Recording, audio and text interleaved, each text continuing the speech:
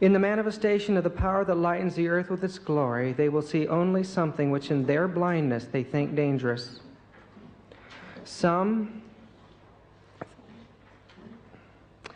in which to arouse their fears, and they will brace themselves against it. Because the Lord does not work according to their expectations and their ideas, they will oppose the work. And you see, I don't think it takes a Jesuit. It may take an institution of learning, may take maybe parents or people who are compromising with the world to change our way of thinking so that we aren't ready for the loud cry and the latter rain when it comes. And if we're not ready, it'll be falling all around us, and we won't even realize it. And that's one of the more terrifying things of the future. Only those that are involved in doing missionary work, only those who have received the fullness of the early rain will receive and see the significance of the latter rain. Review and Herald, April 11, 1893, we read, "Many think that had they lived in Christ's day, they would have been among his believing followers. But if all the miracles of Christ were presented before those whose hearts are not subdued by the Spirit of God, their convictions would not be followed, nor their faith increased. Light has been shining upon the church of God, but many have said, by their indifferent attitude, we want not thy way, O God, but our way. The kingdom of heaven has come very near, and they have caught glimpses of the Father and the Son, but they have barred the door to the heart, and have not received the heavenly guests, for as yet they know not the love of God." There is less excuse in our day for stubbornness and unbelief than there was in the days of the Jews in the time of Christ. They did not have before them the example of a nation that had suffered retribution for their unbelief and disobedience. In our day, greater light and greater evidence is given. Our sin and its retribution will be the greater if we refuse to walk in the light. Many say, if I had only lived in the days of Christ, I would not have wrested his works or falsely interpreted his instruction. I would not have rejected and crucified him as did the Jews. But that will be proved by the way in which you deal with his message and his messengers today. When he sends his messages of mercy, the light of his truth, he is sending the Spirit of truth to you. And you accept the message, you accept Jesus. Those who declare that if they had lived in the days of Christ, they would not do as did the rejectors of his mercy, will today be tested on the message of 1888, the righteousness by faith of the everlasting gospel. This is solemn. Review and Herald, July 24, 1888, we read, "The solemn question should come home to every one of us in our churches. How are we standing before God as a professed followers of Jesus Christ? Are not the symptoms of decay and declension painfully visible in the midst of the Christian churches today? Spiritual death has come upon the people that should be manifesting life and zeal, purity and consecration by the most earnest devotion to the cause of truth. The facts concerning the real condition of the professed people of God speak more loudly than their profession and make it evident that some power has cut the cable that anchored them to the eternal rock, and that they are drifting away to sea without chart or compass.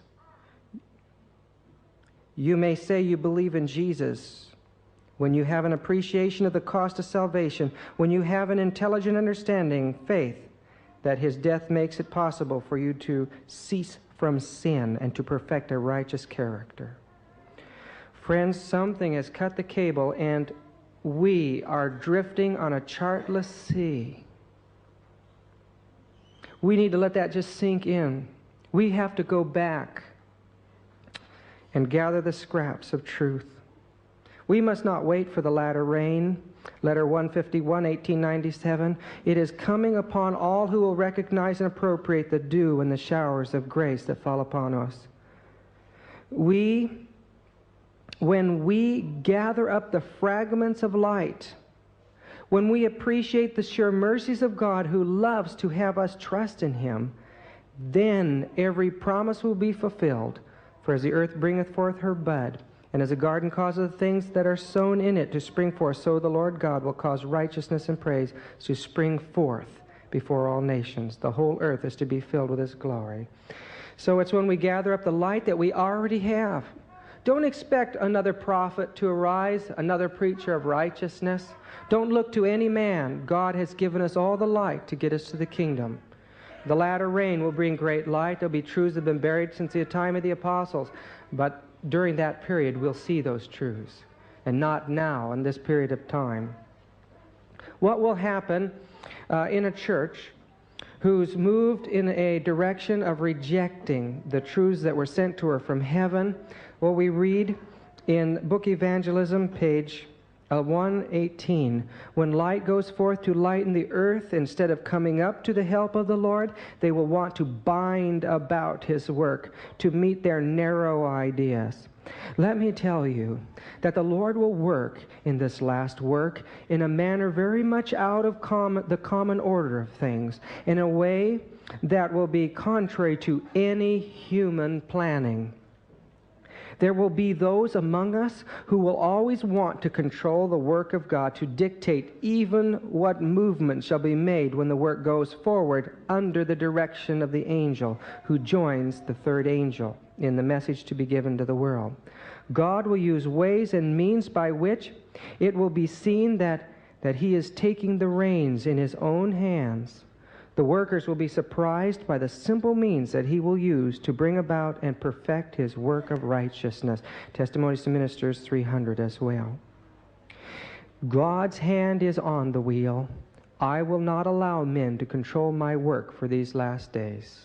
This is God talking. My hand is turning the wheel. My providence will continue to work, and the divine plans, irrespective of human inventions. God will bring His purposes to pass. And so we recognize that in spite of what we know is going to happen, even among our own brethren, God is going to pull this thing through. Jesuits can't scare a faithful Adventist because they can't touch the faithful ones. All they can do is be part of God's sifting to those Adventists who will not stay faithful to duty.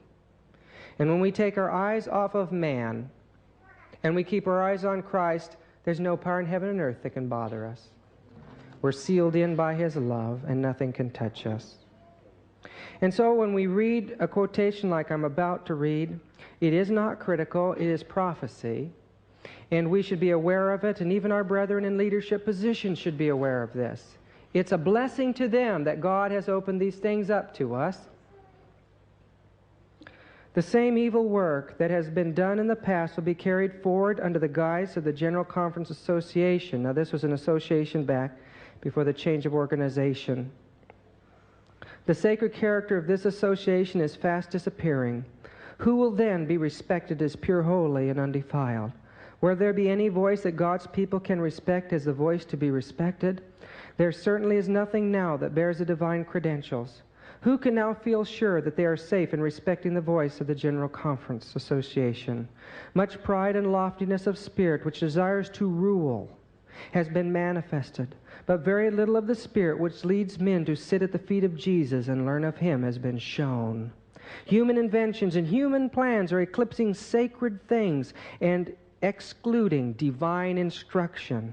Men are taking the place of God by seeking to assume authority over their fellow men.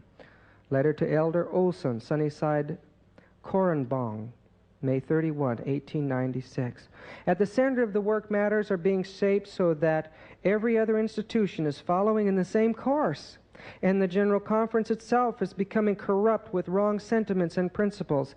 Men have taken unfair advantage of those whom they suppose to be under their jurisdiction. They were determined to bring the individuals to their terms. They would rule or ruin. The high-handed power that has been developed as though position had made men gods makes me afraid and ought to cause fear. It is a curse wherever and by whomsoever it is exercised. This lording it over God's heritage will create such a disgust of man's jurisdiction that a state of insubordination will result. The people are learning that men in high positions of responsibility cannot be trusted to mold and fashion other men's minds and characters. The spirit of domination is extending to the presidents of our conferences. Satan exults, for he has inspired them with his attributes. They are following in the track of Romanism. Rule has been their course of action. Satan has had an opportunity of representing himself.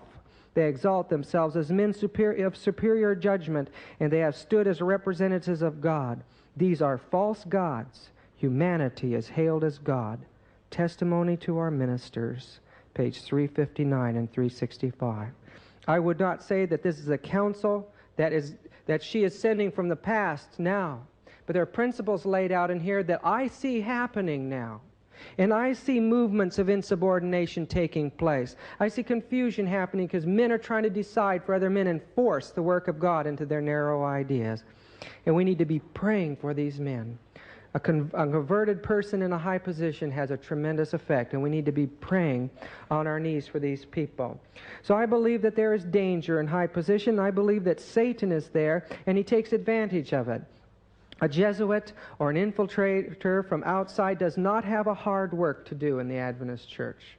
He doesn't have to work too hard here because Satan has been focusing on the conference of Seventh-day Adventists for a long time. And they will be there to watch, to gather information and send it to Rome. But they don't have all hard work on their hands.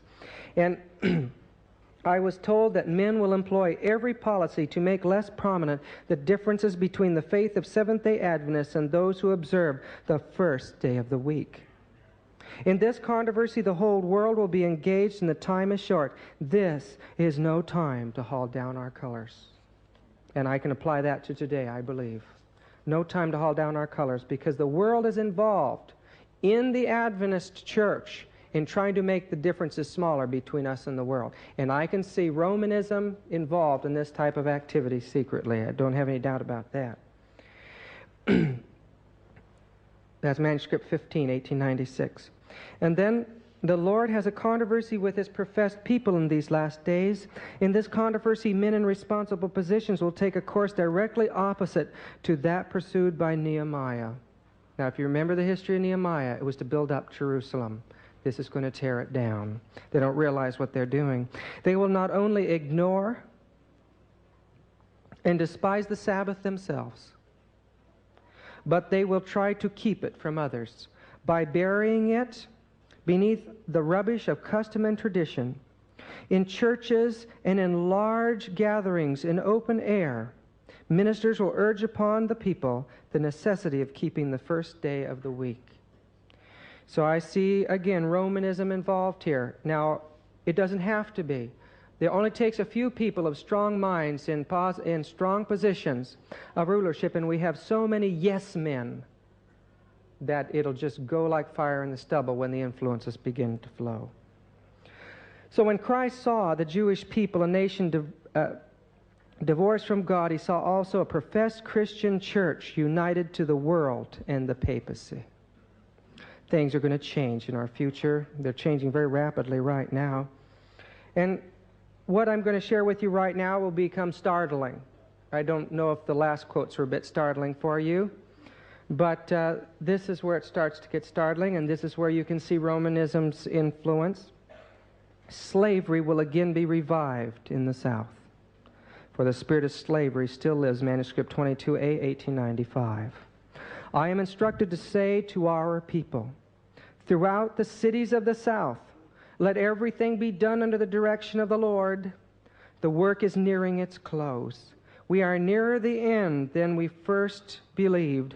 Satan is doing his best to block the progress of the message.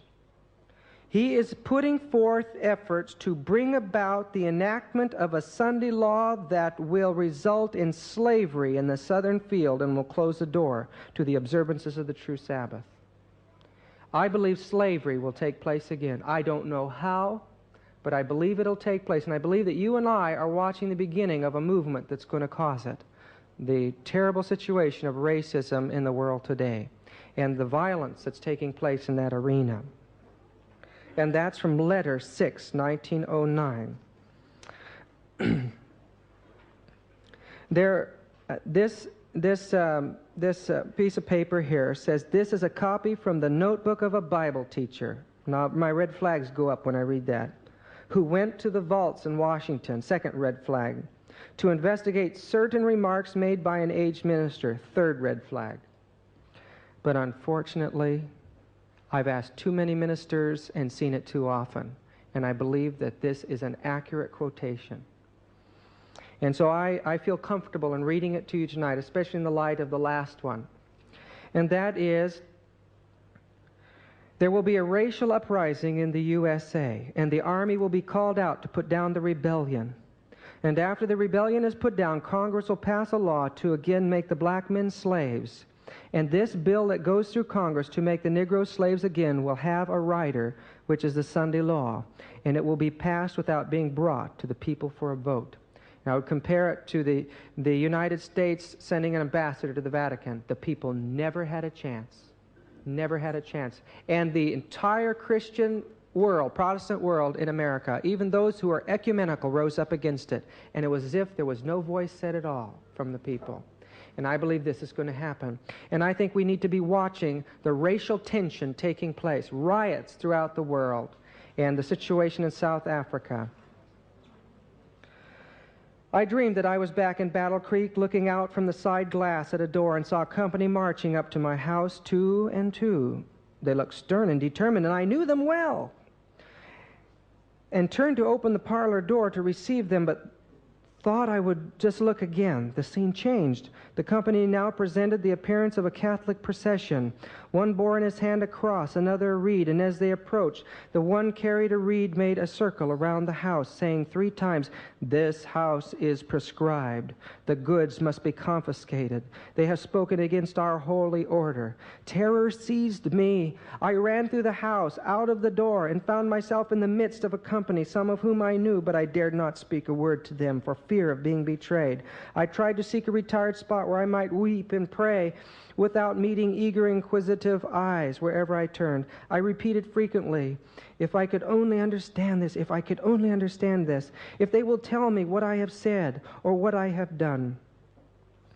I wept and I prayed much as I saw our goods confiscated. I tried to read sympathy or pity for me in the looks of those around me and mark the countenances of several whom I thought would speak to me and comfort me if they did not fear that they would be observed by others.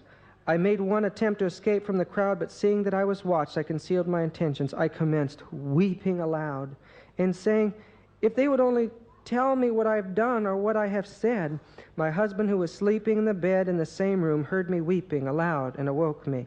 My pillow was wet with tears, and the sad depression of spirit was upon me. Testimonies for the Church, Volume 1, page 578.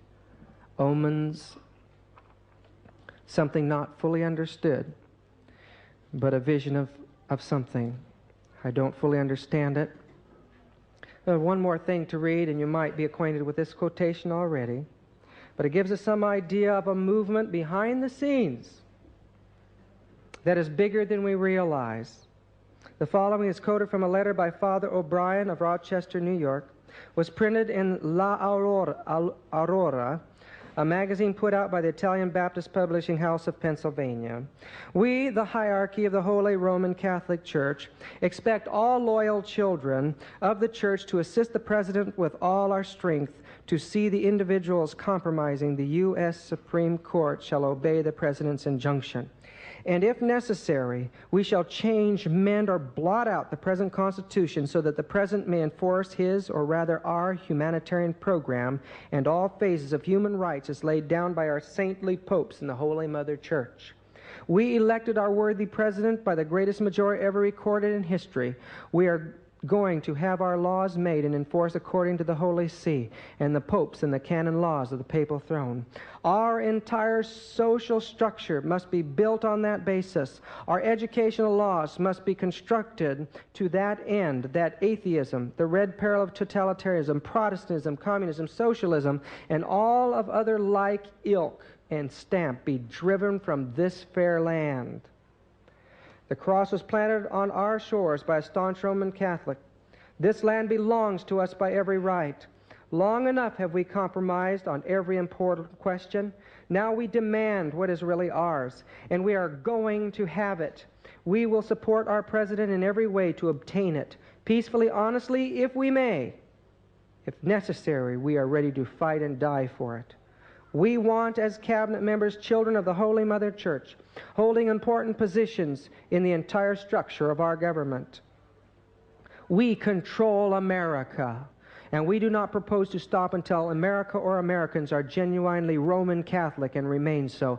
God help us. That was written at the time when John F. Kennedy was the president. But he refused to bring religion into politics, and they butchered him. Now Ronald Reagan has been brought in under the same movement. And no one has ever done more for Roman Catholicism than Ronald Reagan has in the United States.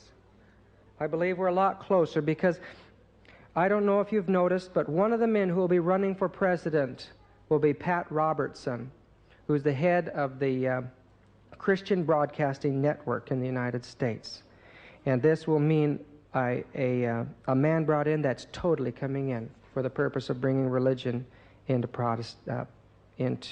government. Keep your eyes open.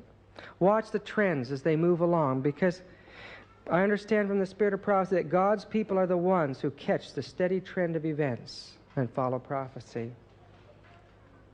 Could we have the lights out, and I'll go ahead into this program.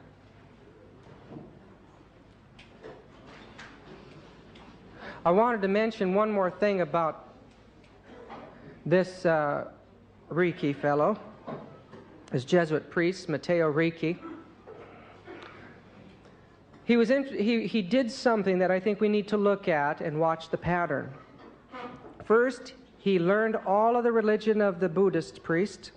He became a Buddhist priest, and when he found that that didn't influence the higher echelons of the culture in China, then he became a Mandarin, donned the clothing of a Mandarin, and presented the idea that he had a more advanced education. Then he learned their religion. He knew their language better than they did. He knew their religion better than they did. He wrote a Chinese catechism. He became a religious teacher of their own religion, quoting fluently from their religion. And then he was able to show the comparison between, he took tenets of the religion in China that corresponded to Catholicism, and he began to dwell on that. And then after a while, he began to then cast questions about it and point out that the highest form of the true worship was that which is found in Catholicism. This is a trend that Nobili did in India again.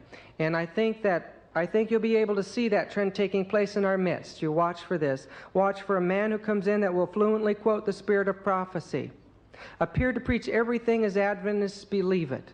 And as time goes along, he will point to a higher order of religion. And that order of religion will be none other than binding us up with the rest of the Christian world. And these things, of course, are happening on all levels in our church today. And to me, it's an evidence that these men are working among us. They could enter any religion, and when they needed more help, they sent back to the Pontifical Gregorian University in Rome, who quickly trained these men whose minimum IQ was 150 to memorize, learn the language, the people, and come over donned in their clothing and take over any country, any government. They also worked with the primitives, and many, many, many thousands were claimed to the Roman Catholic faith. Many of these Jesuit priests, especially in America, gave their lives as martyrs for the Roman Catholic cause, as they had developed the ability. And you realize that if they have 1/12 of their year, that means 30 days out of a year, that means 1/12 of their time is totally immersed in self-hypnosis. And they learn how to control their feelings. They could face the stake, just as a Christian could, but with Satan controlling their mind. But this is how they had such a powerful influence. It says that they allowed their proselyted Christians to commit idolatry by a subtle evasion, that of allowing them to hide under their clothes an image of Jesus, and if they rendered by mental reservation their adorations to that, they could carry on their occult rites, you see. This way they had thousands on the books, the Catholic books, millions on the books that were no more than pagans.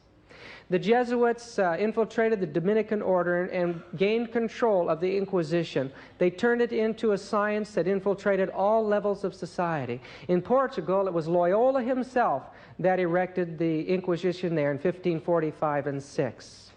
Throughout the world then, a greater terror now took place as these geniuses, controlled by Satan, moved upon the Reformation people and mercilessly wiped them out. Now, we think of Europe as the arena, but you have to realize that the great armadas of Portugal and Spain went through China. They even went to Japan. These armadas went to India, and with them they brought the Jesuit inquisitors. When they came to these countries, they ran into the ancient church in the wilderness that kept the seventh-day Sabbath and believed as you and I do. When they did this, they forced the leaders to capitulate, or they tortured them.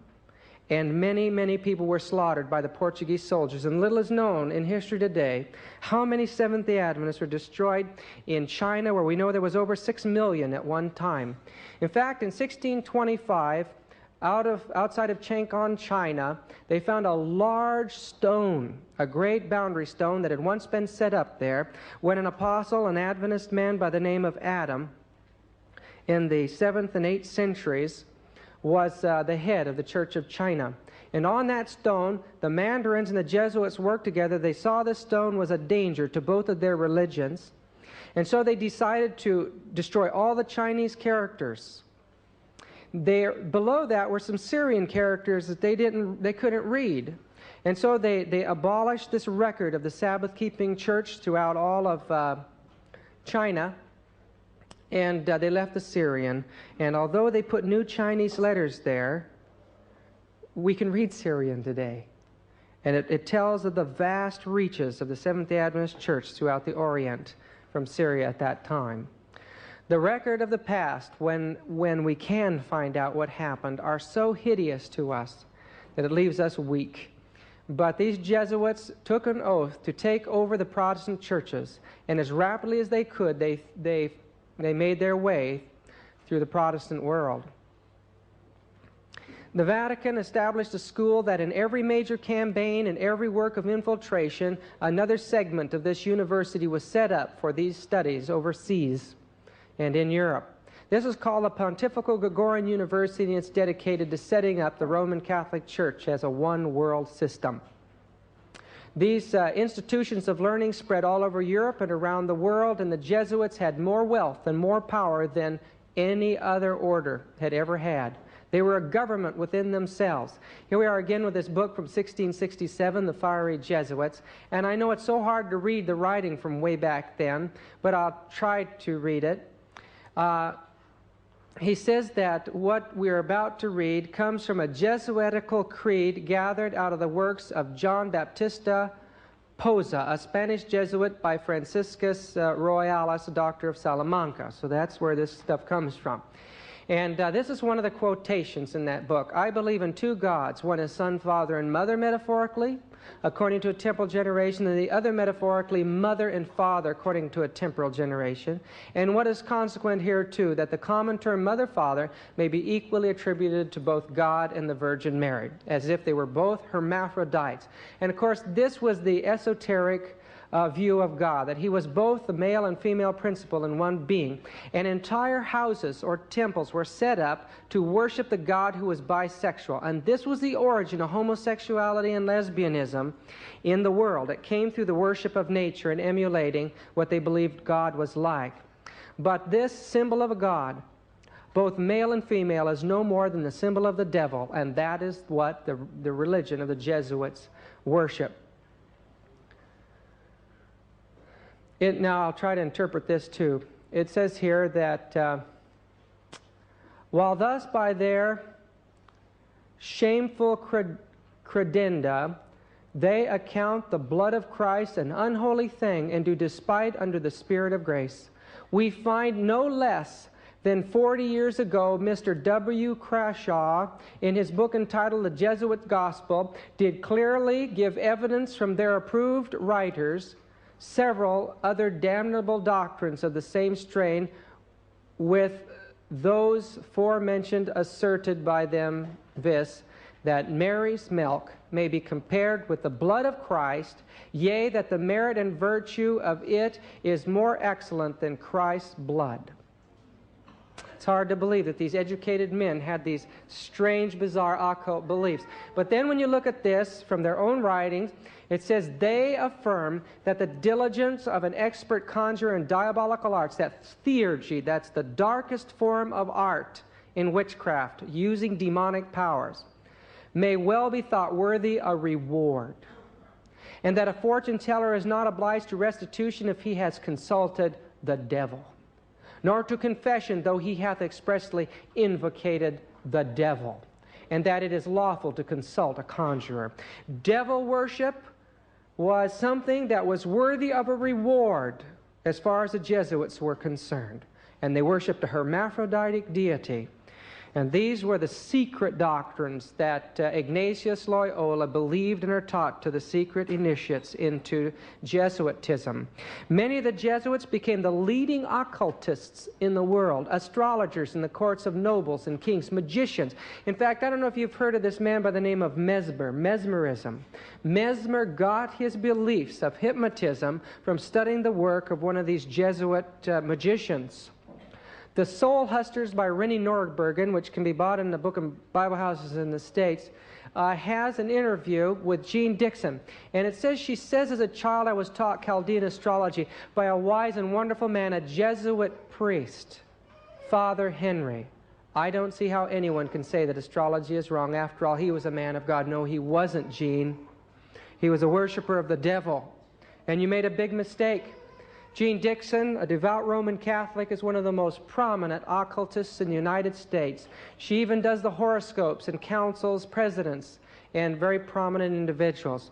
In the book Goury's Doctrine of the Jesuits, this book was written by a French parliamentarian when he was trying to convince Parliament to give up allowing the Jesuits to be involved in education in their country.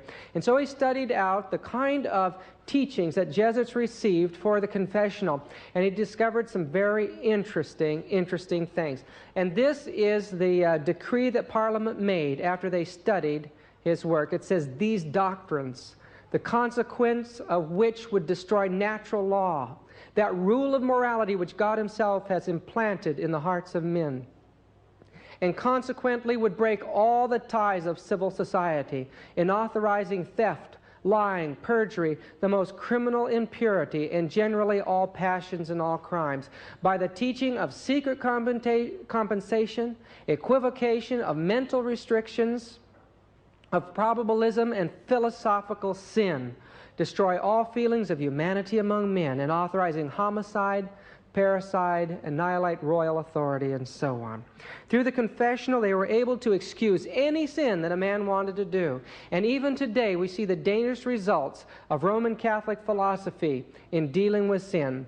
This magazine article came out September 1985, as San Diego was ripped apart by this situation hitting the news media. The Pope acts on a plea by loyal laymen against homosexual priests.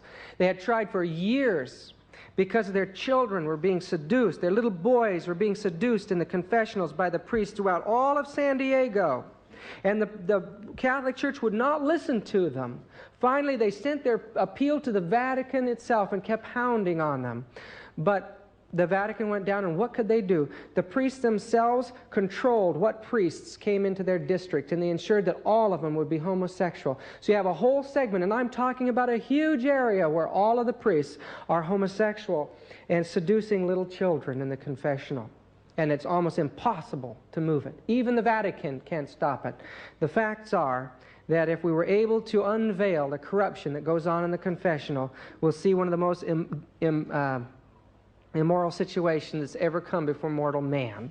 But because of the confessional and the psychoanalysis ability of the Jesuits, the priests and the rulers would come to them. These men would pour their hearts out before their Jesuit confessor. And these confessors, claiming to keep these things in confidence, were all agents of the Vatican, and they sent all information they received from the nobility of the world back to the general, with the result that they knew every secret of state and they could give counsel then in the confessional to direct the whole movement of society. This is Henry going to confessional in France, and due to the Jesuit involvement, the Bartholomew's Day massacre, where 60,000 people were killed, took place. It was their guiding. They're the ones that directed the plan to have a Huguenot leader marry a Catholic leader. And then at the time that it looked like all the Protestants and Catholics were joining hands in this great ecumenical gesture, they planned that very night to destroy all the Protestants.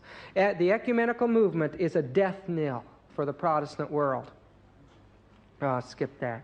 When we go to Ireland, we see that the same thing happened there. It appeared to be a union between Protestantism and Catholicism, and while the Protestants went to sleep and allowed the Catholicism more freedom, the result was one of the terrible bloodbaths. And still today, the agitation in that part of the world is terrible. We walked through that. We almost lost our lives there, and sometime I could tell you the story. I didn't know how bad it was there. The most stupid thing I could do was walk right through the middle of all that fighting and be a stranger from the United States. But you can see the churches were all barbed wired off. This train station was barbed wired off as buildings were blown up and little children running the streets as little mobs throwing rocks and bricks at people. And that's the result of Roman Catholicism.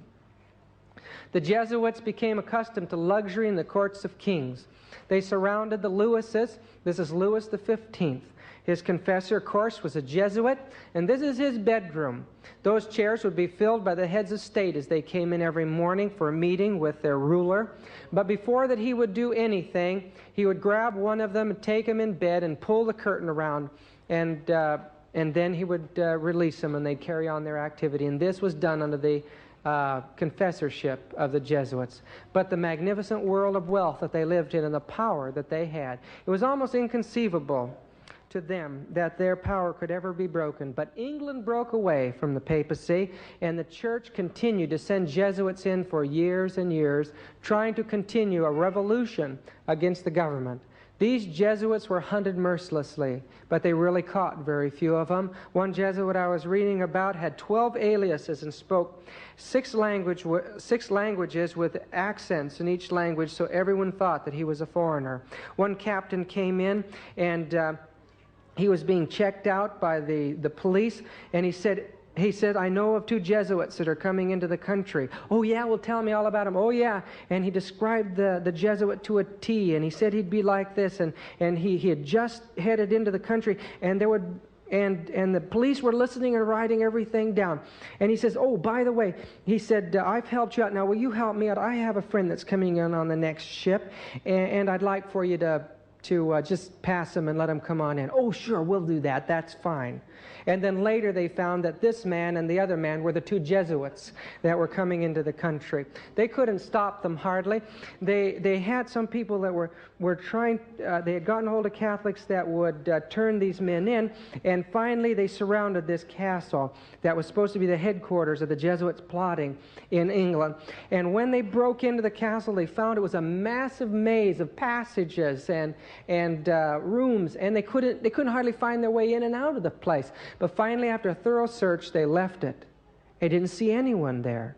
But an informer later told them that there were secret partitions in the walls where these people were hiding, and they'd been there the whole time. Finally, they decided, we've got it. The police in England, you know that Scotland Yard is such a brilliant investigating agency. And you know, what's that fellow with the pipe and everything? Yeah, that's right. And so they decided what they were going to do. They were going to find out, they were going to trace everybody that has the skill of building secret passageways in houses. There was only 3 people in the country that were absolutely the best at this, and they were sure that one of them was the Jesuit. And so they looked up 2 of them, and they looked up one of them, and he was cleared. And then they looked for the other 2, and they found out he was the same man under 2 names. And they had their man.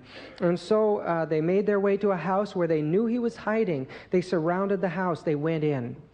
And Scotland Yard, I don't know what they called themselves back then, but they tore the walls apart.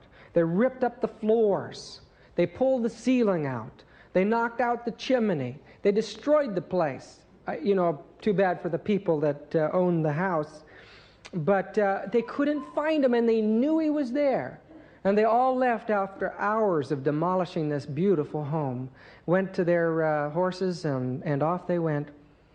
And then the Jesuit who was hiding under the dining table with the cloth over the table crawled out. He was a bit stiff from waiting so long while all this racket was going on around him.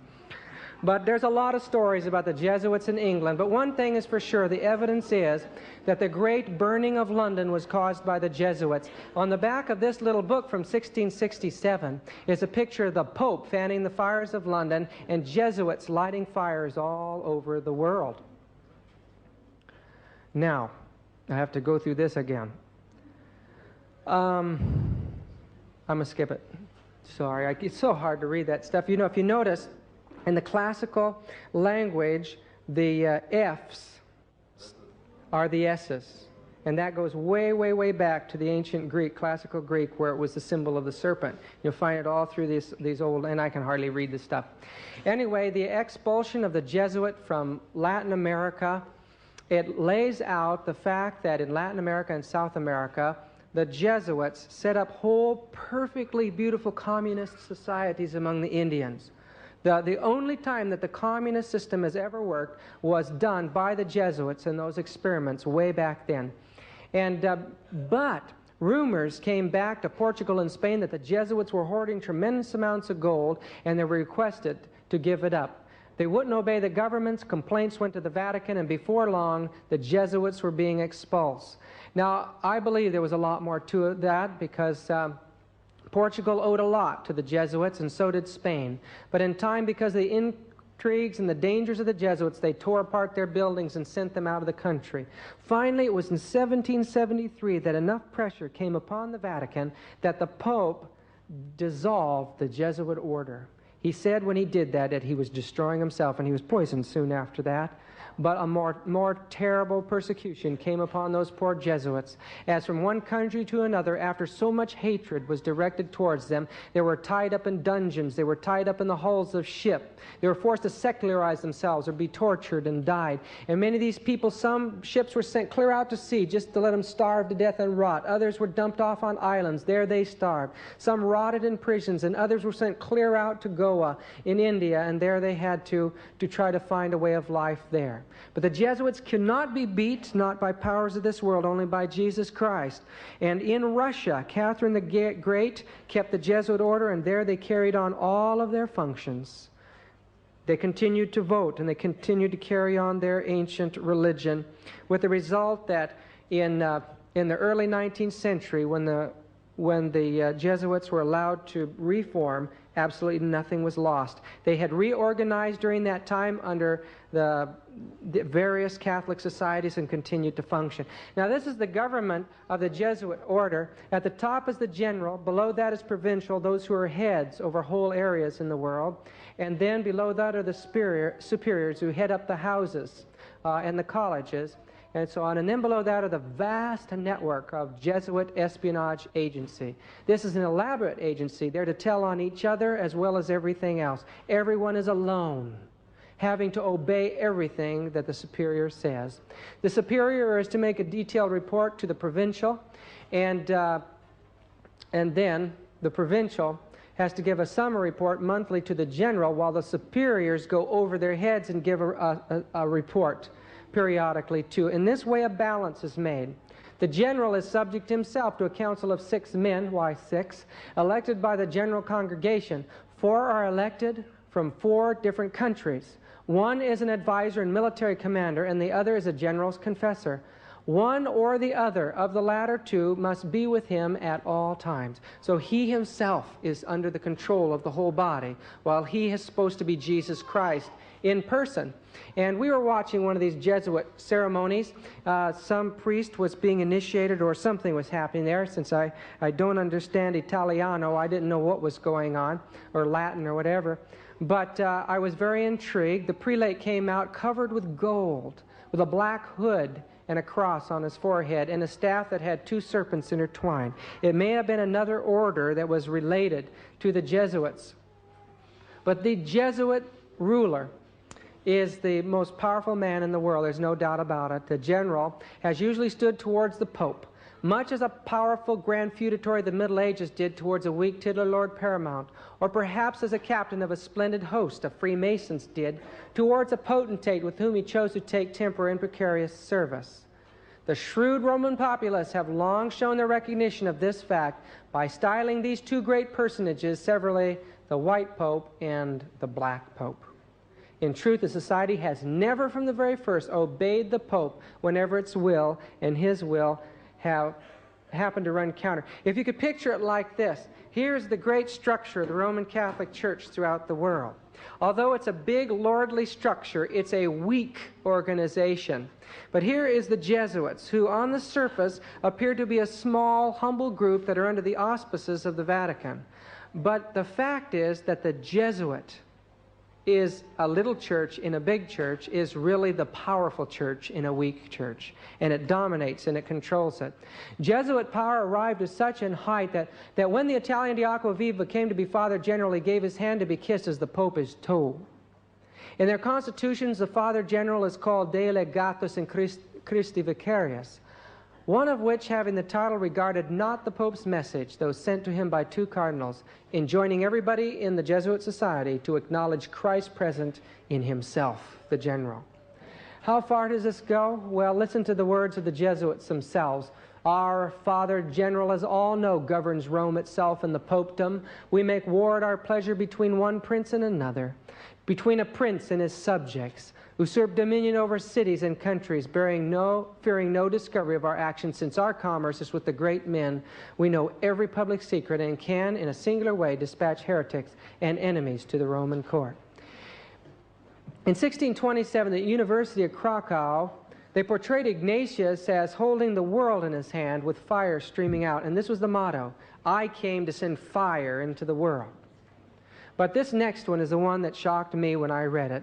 This is a quotation preached by F. Doza J.S. It says, "In these last days God hath spoken to us by his Son Ignatius, whom he hath appointed heir of all things, by whom also he made the world."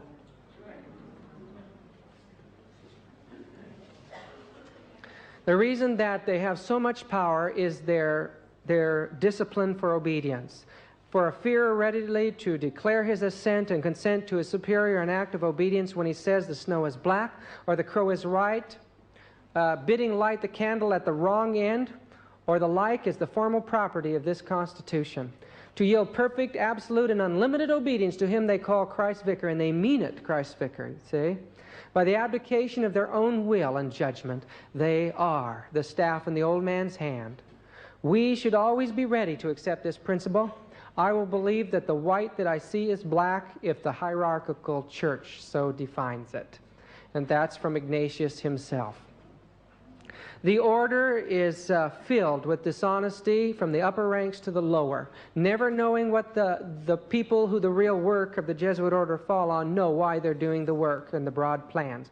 This is worked out in this way. Those who are studying are called novices. They're learning. They're becoming a part of the Jesuits. But those who are teaching them are the scholars, the graduates. The temporal are those who are in charge of administrating the houses and the universities and colleges of the Jesuits. The coadjutors become the actual agents to carry out plans throughout the world. And then the next level of Jesuits is called the professed of the 3 vows and then the 4 vows. That's the actual Jesuit order that makes up a government structure that is able to make plans. Everybody else obeys everything they're told without question, almost under a hypnotic situation. But the strangest of all is that little circle in the middle called the M. It is the mysteries of the Jesuit order, and very few of the Jesuits are knowing what's in those mystery teachings, the occult teachings of the secret society. Now, I'm going to share with you just some excerpts from the ceremony of the induction and extreme oath of the Jesuit. I have the full thing, but it's so long. And this is from Library of Congress. It gives a catalog card number there. And this oath goes like this: "My son, you have been taught to act the dissembler. Among the Roman Catholics, to be a Roman Catholic, and to be a spy even among your own brethren, to believe no man, to trust no man. Among the Reformers, to be a Reformer. Among the Huguenots, be a Huguenot. Among the Calvinists, be a Calvinist. Among the Protestants, generally be a Protestant. And obtaining their confidence to seek even to speak from their pulpits, and to denounce with all the vehemence in your nature our holy religion and the Pope, and even to descend so low as to become a Jew among the Jews, that you might be enabled to gather together all information for the benefit of your order as a faithful soldier of the Pope.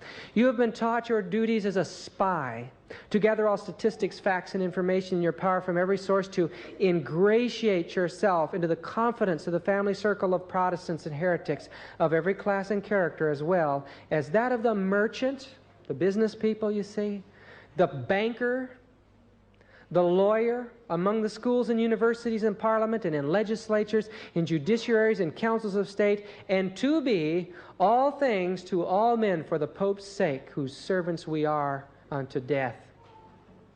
You have been taught to insidiously plant the seeds of jealousy and hatred between states that were at peace, and incite them to deeds of blood, involving them in war with each other, and to create revolutions and civil wars in communities, provinces, and countries that were independent and prosperous, cultivating the arts and the sciences, enjoying the blessings of peace.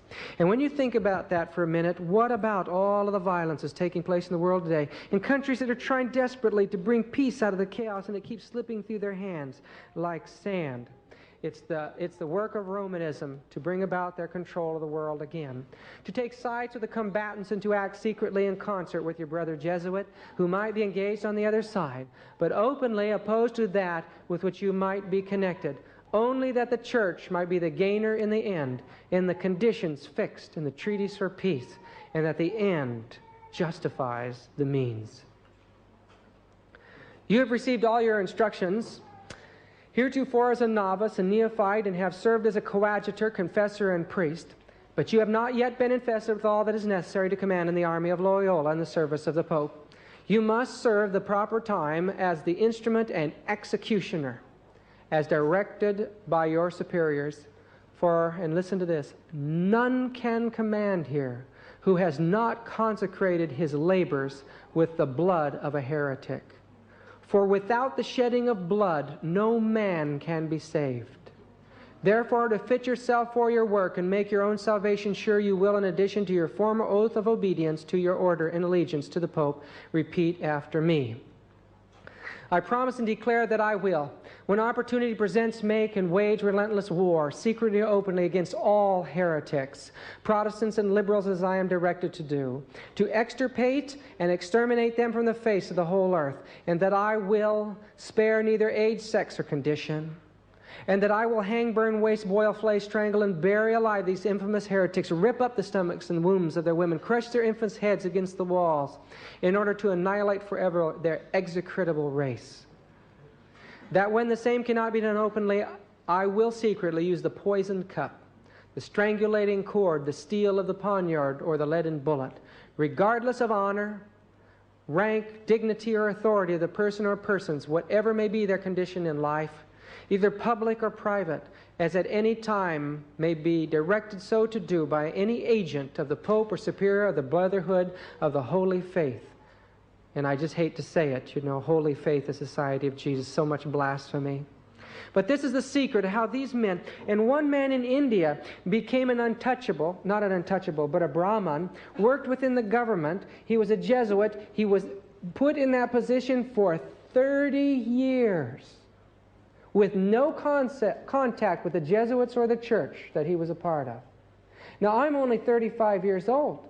What if for 30 years now I set myself right in the center of devil worship? Would I be a faithful Adventist at the end of that? It'd be very strange if I was.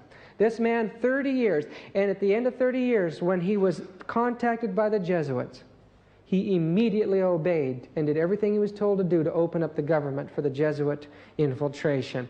And so this, I believe, is one of the secrets. We imbue into him spiritual forces, which he would find very difficult to eliminate later.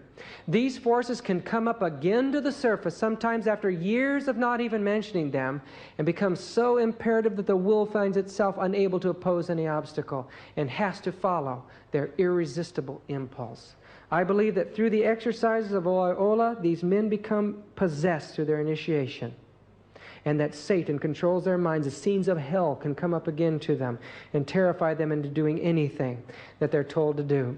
But that's not all of it. There's more to this thing. I believe the Jesuits form really a small part of the work, but they direct others.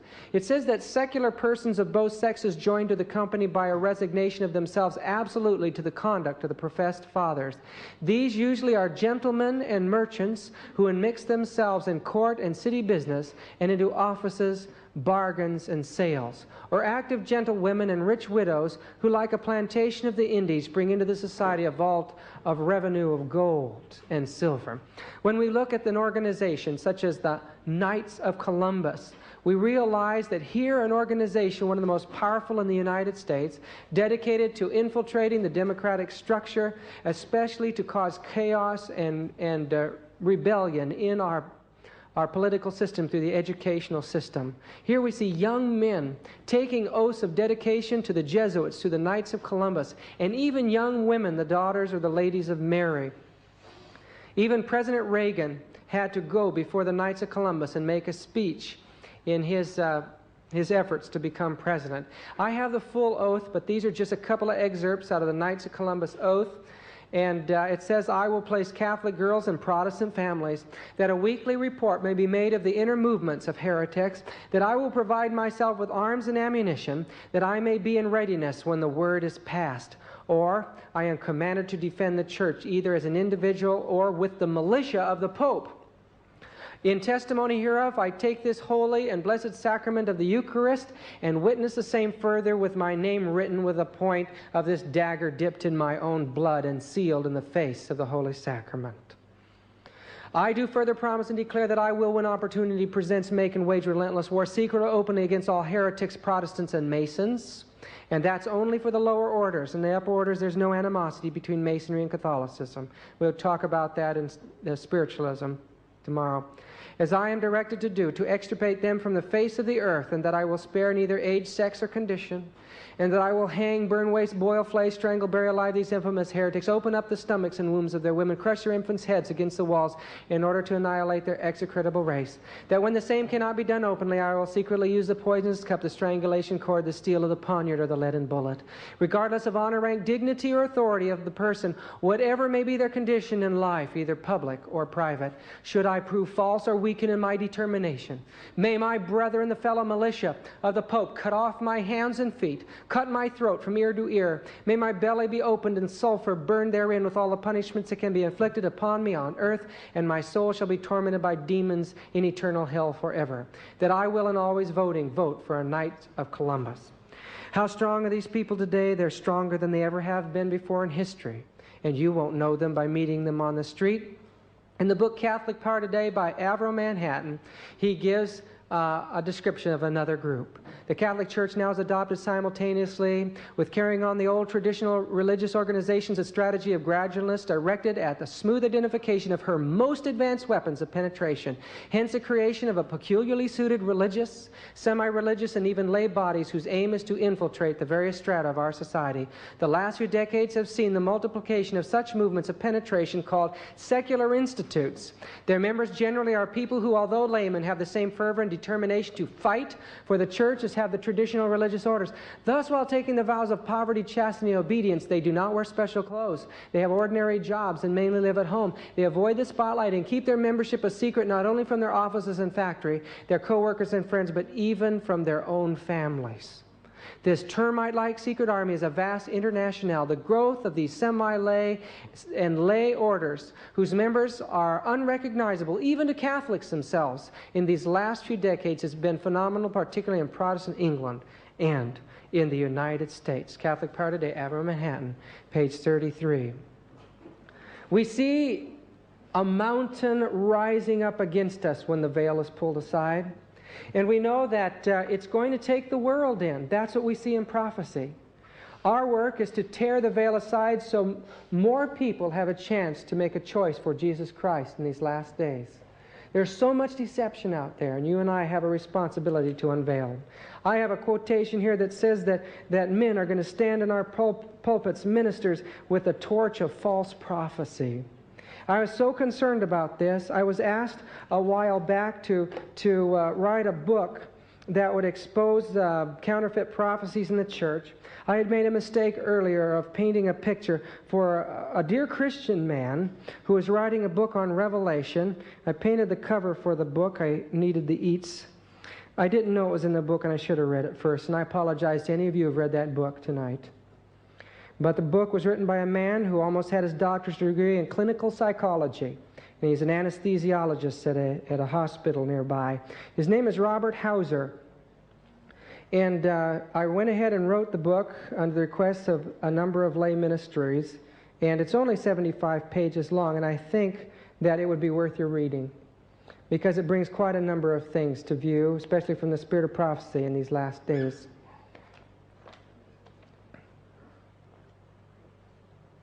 Is this the manuscript?